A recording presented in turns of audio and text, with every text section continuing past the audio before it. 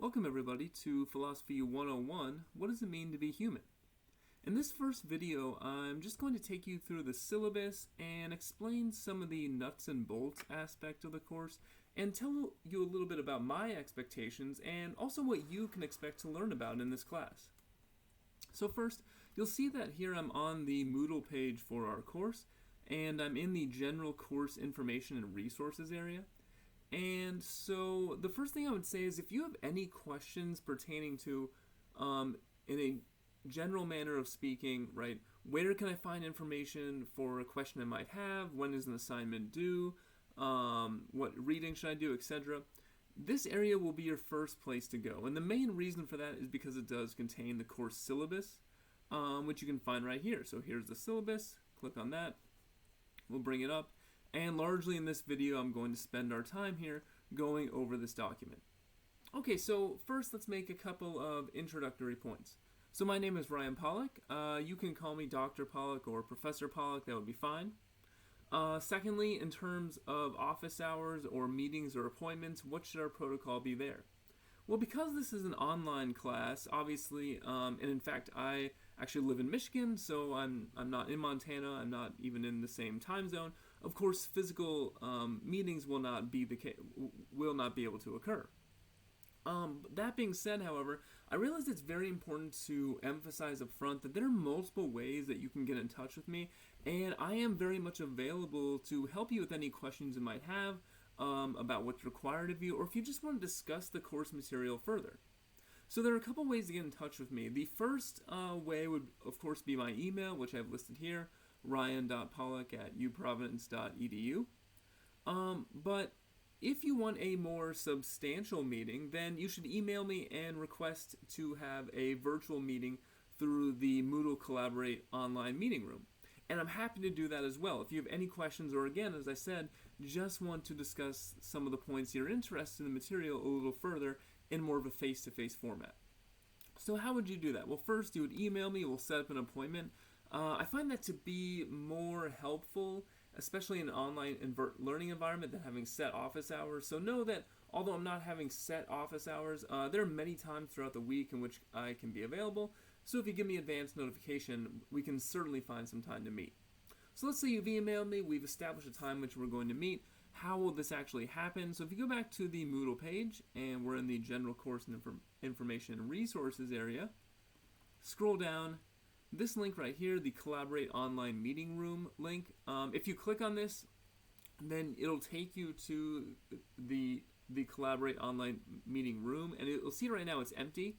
I would have to create a session for it to be possible to meet with someone. So if you email me, then I would set up a session for the time we agreed upon, and you would use this link, and then we could have a chat.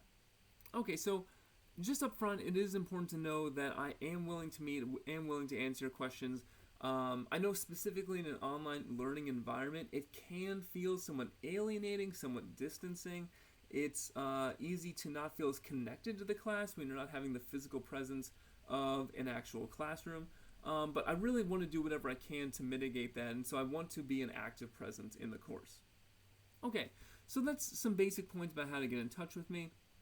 The next part of the syllabus covers the course description. I'm not going to say too much about that right now, and the main reason for that is many of the videos and lessons we'll be watching this week really cover or sort of give you a sense of what sort of questions we'll be talking about in this class as a introductory philosophy class, as a philosophy class focused on human nature. But I do want to say a few things up front just to make you aware of some of the topics that we'll be going through. It just is the nature of this class, and a philosophy class in particular, that some of the issues might be somewhat sensitive or even disturbing, right? So the topic of death will come up at multiple points. The idea of what does it mean to have a life worth living, and what does it mean to have a life not worth living? The topic of suicide will come up. The topic of the existence of God and arguments against the existence of God. Arguments for the immortality of the soul and an afterlife, and arguments against that will come up. So I would encourage you to, one of the first things you should do, you should read the whole syllabus, but certainly you want to take a scan at the course schedule and this course description. Take into or consider many of the topics we'll be covering, and if you have any concerns or questions, then please let me know. Okay, so again, I'll have more to say about the course topics itself in other videos, but let's say something about the learning format for the course. So again, I said this is an online, this course has an online format. This course is also being taught in an asynchronous manner, and what that means is that there are no scheduled sessions or times where we'll all be meeting together through Zoom or through or through Collaborate or some other program, right? So the way that learning will occur is really through three different methods, right? There's three different methods in which the content for the course will be delivered. So the first of those is the course readings. So each week you will be responsible for various readings to complete, and the first question that might bring up is, okay, so is there a textbook for this course? Do I have to buy any text materials? And the answer is no. All the readings will be found online. Okay, so how do I know what to read and where can I find those readings? So here we should go up to the table of contents. Let's check out the course schedule. And let's just take a look at week 1. So in week 1, you see here we are, August 31st to September 6th. There is one reading, Russell and the Value of Philosophy. So this is the one reading you'll have to complete this week. In other weeks, there'll be more readings than that, especially because, as I'm going to emphasize later, not only is this an online course, but it's also an 8-week course, so things are condensed and the pace is quicker and more intensive. But in any case, for week 1, you have to read Russell, the Value of Philosophy. Where can we find that? So let's go to Moodle, and let's leave the general course information and resources area, and let's go to week 1. And under week 1, you're going to find everything that you need, all the content you need for that week. And so, for instance, we know from the course schedule we're supposed to read Russell, the Value of Philosophy. Here is that reading right here. You click on that link, and it'll take you right to the document. So that will be the procedure for all the readings in this course. So that's the first way in which content is delivered. Secondly, in place of having an in-class lecture in a physical classroom, I have created a series of videos. Some of these videos, like the one you're watching right now, just explain nuts and bolts of the course. They explain various assignments and my expectations. So, for instance, right now you are listening to Explanation 1, Class Introduction and Syllabus Overview. And you can see in week 1, under the videos area, it's telling you this is the first video to watch. Now, for some obvious reasons, because I'm actually currently recording this video, there isn't a link to this video right now on Moodle, because of course I haven't recorded it yet. But once I'm done recording it, I will post it there. And all these videos, the explanation videos and the lecture videos, will be found in the week 1 area. So for instance, some of these are already there. If we go back to the week 1 area, here are the 3 lecture videos, lecture 1, 2, and 3. And if you look in the syllabus, it says these are also 3 videos that you are required to watch.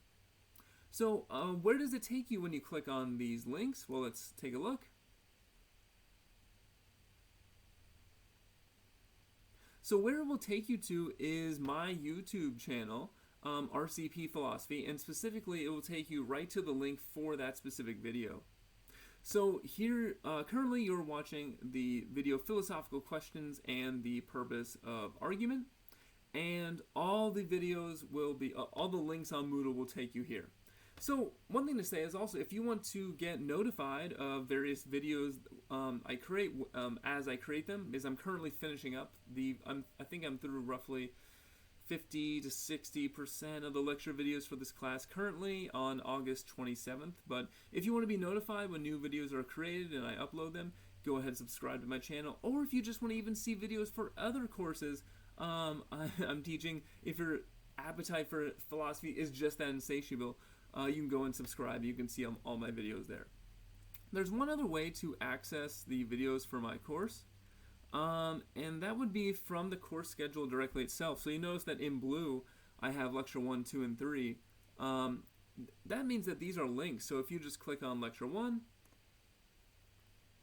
then it will take you directly again to that video that we were just looking at. Okay, so that is, I think, the major thing I want to say in terms of the lecture videos. There's only one other point. As you watch this video being played right now, you'll notice that basically the format of the videos is I am talking over a PDF document that I kind of use as slides, right? So you might say, well, can I have access to that PDF document? What if I want to use that to review for assignments or review for exams? How do I access that? The best way to do it is directly from YouTube. If you go to the description of the video, click on Show More, and click on this link. It'll take you right to that PDF document, and you can download it to your computer. You can look at it, and you can use it to review if it ever does actually load up on my computer. Hopefully it'll be a little faster on yours. But in any case, that is the best place to actually access those PDF documents. Okay, so that is the way in which the material for the course will be delivered. So let's go back to the syllabus. So we talked about a little bit about the content. We've talked about the learning format. You've seen what videos you have to watch, what based on the course schedule. Let's finally talk about the assignments. And so here also I want to go back to the course schedule for a moment and just make a point about sort of how I've set it up. So you see on this right side for each week, I've got reading, videos, and assignments. Now, what I'm about to tell you, maybe in some cases it won't make sense, maybe in some cases it won't be possible, but ideally the way I've set it up is that first you would do the reading, then you would watch all the required videos, and then you would do the assignments. Okay, so if you want to know what assignment is due in any given week, the course schedule is here to go. For instance, for week 1, you can see that discussion forum 1 is due. And it breaks this down further. And if you're wondering, well, what's discussion forum 1? What do I do there? I'm going to explain those requirements further and actually more in a separate video. But it also breaks down further. Your first post is due September 3rd on Thursday by the end of the day. And your second post, your response post, is due by September 6th at the end of the day on Sunday. And so one other point also just about the times on the due dates. You'll see it's in Mountain Time, so although I'm not in the Mountain Time Zone, it's possible not all of you are either, although I imagine most of you are. For this class, we will be using the Mountain Time Zone for all due dates, just so we're clear on that. Okay, so you can see where the assignments are, or you can see where in the course schedule it tells you when the assignments are due and which ones you have to complete. So what are the assignments in this class? So let's start with saying a few things about the discussion forums. And this is going to be a common refrain, so I'm not going to tell you a whole lot about the discussion forums right now, because I will be addressing that in a separate video that you'll be watching this week. So I'll just say a few things. There are 10 discussion forums throughout the course of the semester, and the purpose of the forums is basically to replicate the course discussion we would have in a physical classroom. So in a normal classroom, the lecture and discussion would sort of be, they would be put together, they would be intermeshed, right? I would do some lecturing, then ask some questions, have some discussion. But in online learning format, in asynchronous class, those are happening separately. So you watch the lecture videos, and then we'll come together in the discussion forums and discuss the material. So for each discussion forum, it's worth 20 points. There's 10 of them. That's 200 points. That's 25% of your grade. And each discussion forum, as I'll explain further in that other video, you'll be required to do 2 posts. You'll be required to do a post in response to the prompt, and you'll be required to respond to either myself or one of your classmates. So more details to come in a separate video, but I just want to also show you where exactly it is that you access the discussion forums. So if we go back to week 1, where we saw earlier, there's 1 discussion forum due in week 1. In other weeks, most weeks actually, there'll be 2 discussion forums due, but in this case, there's just 1. Scroll down, here's discussion forum 1. You click on that, and you can see a couple things here, right? So, and there's one point I want to make about responding to this. So let's say you wanted to respond to discussion forum 1, question 1. What you don't want to do is click on add a new discussion topic, because that's going to add a new thread. So I want these threads to say just as they are. What you do want to do if you want to respond to discussion forum 1, question 1, is click on this thread, and you'll see I posted the discussion prompt, and just go ahead and post your response as a reply to this prompt. Right, so we don't want each person starting their own thread. That would just be untenable. I want to keep the discussion somewhat contained all in the same place. So if you could please just respond as a reply, that would be helpful. Okay, so just keep that in your horizon. There are the 10 discussion forums, which I'll explain in another video. And then the next major assignment are the response papers. So the response paper assignment is essentially, the purpose of it is to give you practice reading and responding to a specific argument in one of our readings.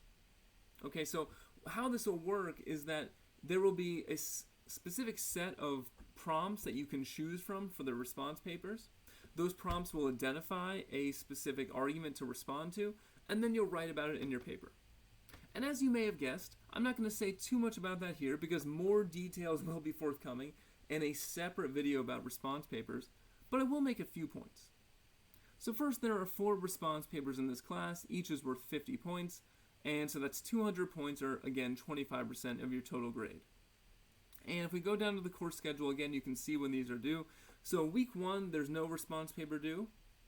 The first of the 4 response papers is due in week 2. You can see here it says response paper 1 due 9/13/11:59 at the end of the day. Okay, so that's when the response paper 1 is due. So where can you find these? Well, as you might guess, if we go back to week 1 and we scroll down, we need to go to week 2. That's when response paper 1 is due. If we go to week 2 and we scroll down, here's response paper 1. And for response paper 1, there just happens to be one essay prompt, and it's listed here. But when you want to turn in your response paper assignment, simply click on this link, and there'll be an area to upload your paper. Okay, so again, I'm going to leave most of what I want to say about that assignment also for a separate video. But just to put on your horizon again, that there are 4 of those response papers, each worth 50 points, and all of those will be required of you. Okay, so the final sort of assignment in this class are the exams. So there are 2 exams in this course, exam 1 and exam 2. As you might have also guessed, again, I sound like a broken record, but there will be a separate video on exams, which you'll be required to watch this week, but just to say a few things. First, each exam is worth 200 points, so each exam is worth a quarter of your grade. Together, they're worth half of your grade, so the most significant chunk. And when are the exams occurring? So the way I've set it up is that we'll have an entire week devoted to the exams. So exam 1 will take place during week 4. You'll see that there are no reading, there are no videos. This, in part, is to let you catch up on any material that you may not have gotten to yet from the previous weeks, and also give you time to prepare your essays. Because although I'm going to have another video going over the exams, I will tell you the format of the exams right now. Each exam will require you to turn in 2 essay prompts, right? It'll require you to turn in 2 essays that are in response to a set of possible essay questions. Okay, so how will this occur? Well, let's go to week 4, where the first exam is occurring. And here's exam 1. So if you click on exam 1 currently, you're going to see that it's not open, right? So the exam will open on Monday, the week of the exam at 8 a.m. It'll close on Friday of that week at the end of the day. And so when it is open, what will occur is that the program will give you 2 randomly selected essay questions to respond to. So what that means is the essay questions you actually see very likely will not be the same as the essay questions some of your classmates see. They will be different. You also notice that there's a 20-minute time limit. And you might say, well, wait a minute, that doesn't seem like quite enough time to write out 2 detailed philosophical essays and turn them in. That just doesn't seem like enough time. And you would be correct. So why is it at 20 minutes? Well, that's intentional. It's for the following reason. So I think the best way to explain this is to show you the study guide for exam 1. So here's the exam 1 study guide. There will also be a study guide for exam 2. So we open this up. And I'm going to go back over this in the other video, but the thing to notice right now is there are 4 possible essay questions you might see on the exam, and all 4 of them are already here. There's 1 and 2, here's 3, and here's 4. Okay, so what does this have to do with the 20-minute time limit? Well, the idea is that by the time you open the exam up, you will have already written out your responses to all 4 essay questions. So you shouldn't take the attitude that, okay, I haven't done any preparation or I haven't written down my responses, I'll open up the exam, then write them out and turn them in. No, there won't be enough time. The idea is that the 20-minute time limit forces you to have already written out a response to all 4 of these questions. Then, when the program gives you the 2 you're required to submit, you just submit those documents within the 20-minute time period, and then you're done. So by the time you open up the exam, all of the work should already be done. And, in addition to that, the way this is set up is that so it allows you to actually prepare for the exam in advance as we go throughout the semester. I think this is especially important in an 8-week course. I wouldn't really recommend waiting till exam week to write out all the essays. You could, for instance, both of the first 2 essay questions are covering lesson 2.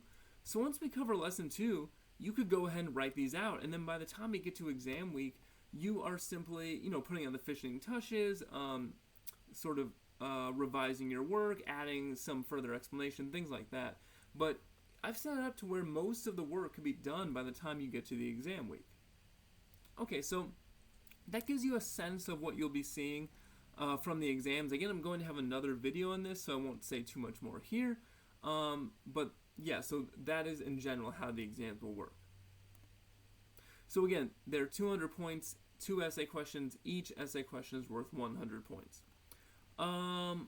Okay, so what else do we have here? So, one other point about the exams, which will probably be somewhat pleasing to you, is that neither of them is cumulative. So exam 1 is just over material from the first half of the course. Exam 2 is just over material from the second half of the course. Both will have a study guide which tells you exactly the possible essay questions you could see, and those essay questions will appear word for word as they appear on the study guide. Alright, so if we put all of that together, then we get the following, right? So the 10 discussion forums are 200 points, 4 response papers 200, the exams are 200 each, we get 800 total points, and that converts to the following grade scale, where you get A, B, C, D, or F based on 10 percentage point increments. Now, so a couple things to sort of clean up or to say in closing. So one question you might have is, let's say I have a borderline grade. Let's say I'm really close to having 720 points I need for an A, but I'm not quite there yet. Do you do any automatic rounding? So I don't do automatic rounding of grades. However, if you have a borderline grade, which I define being within 20 total points, that means raw points, not 20 percentage points, but 20 total points. So for instance, if you had 700 points at the end of the semester, you're 20 away from the 720 you need for an A, then I would consider bumping your grade up. And that would be on the basis of participation. So if in the discussion forums, if you're not just doing the bare minimum, but maybe you're doing extra posts, or even if you're not doing extra posts, if the posts you make are of a very high quality, right? So in general, when I'm thinking about this, on the discussion forums, I would value quality over quantity. So if you're asking really good questions in the forums, making really insightful comments to your classmates or myself, and I see you're putting in the extra effort, then I would certainly consider bumping your grade up at the end of the semester. Notice that your grade will only be adjusted up with the system and not down. So if your participation in the discussion forums was lackluster, you may not get a great discussion forum grade, but I'm not going to also take your grade down at the end of the semester. I would only use this system to bump your grade up. And then finally, a word or two about my MisLate Work policy. So let's say something comes up and you can't submit the exam on time, you can't submit a response paper on time. Can you make up that assignment? And my answer is yes, provided 2 conditions are met. And really here, the main thing is just please communicate to me what's going on, but in general, I'll use these 2 conditions. So first, you need to notify me no later than 24 hours after the missed assignment. So let's say you can't turn the exam 1 in by the due date on Friday. I would need to know why you missed that assignment by the end of the day on Saturday. And second, you need a reason that I would find excusable. So something like a family illness or death in the family or some other sort of emergency would qualify. But simply I overslept or forgot, those are not excusable reasons. So if those two conditions are met, then I would grant an excused missed assignment. And in general, I really do try to be flexible if you're honest and are communicating to me in advance what issues you think you might have. All right, so one last point to make just about the course schedule. As I mentioned a number of times, because this is an 8-week course, it is going to be more intensive, it's going to be faster paced, it's going to be very, very important that you do not fall behind. And because the way to think about it, for most of the weeks of this course, I have put into 1 week the amount of content I would normally cover in 2 weeks, which makes sense because the semester itself is roughly half the length. Now, to help you out, there are a couple things I've done to modify the course to make it a little easier on you. One, there's some topics I would normally cover in the full-length course that we just won't get to. There just isn't, it's not reasonable, it's not manageable for you to take in all that material. But secondly, I've also given you some indication of certain readings or videos that while I would recommend taking a look at, if you don't have the time, I've labeled them as optional to signal that they're not as vital. So for instance, if you just look ahead at week 2, you see that a couple of the videos I've labeled optional. It doesn't mean there isn't anything in there that isn't useful to know. It's also useful just because in other videos, like for instance in lecture 10, I might refer to something I said in lecture 9. But if you're strapped for time, the idea is just prioritize the other videos and not the optional ones. You also see that in some cases I've labeled some readings as optional. So for instance in week 5, Kagan's article Plato on the Immortality of the Soul I've labeled as optional, which means it's something I'll refer to and give you further context and background as to what's going on. But if you're strapped for time, it's not the main thing that you should be prioritizing. So, but again, I just do want to emphasize there really is no way around it. At times, the amount of reading or videos you need to get through a certain week is going to seem like a lot, but it just is a symptom of the 8-week course, and so it's really going to be important that you stay on top of things and don't fall behind. And in fact, for week 1, I would even suggest working ahead a little bit, right? So I left week 1 a little bit lighter because we're getting acquainted to the course and there's just a lot of nuts and bolts stuff to go over. But if you get through all this, and notice there's not many assignments in week 1, I would start doing the reading and the videos for week 2. The more you can stay ahead, I think just the more it's going to help you in the long run. Okay, so those are the main guidelines and things I want to say about the syllabus. Just know I'm really looking forward to working with all of you in this class, and if you have any questions at any time, please do not hesitate to contact me by email. I do want to be here and really take an active role in this course, and please know there is a flesh and blood person who is here teaching the course and wants to help you succeed. Okay, so I will see you in future videos.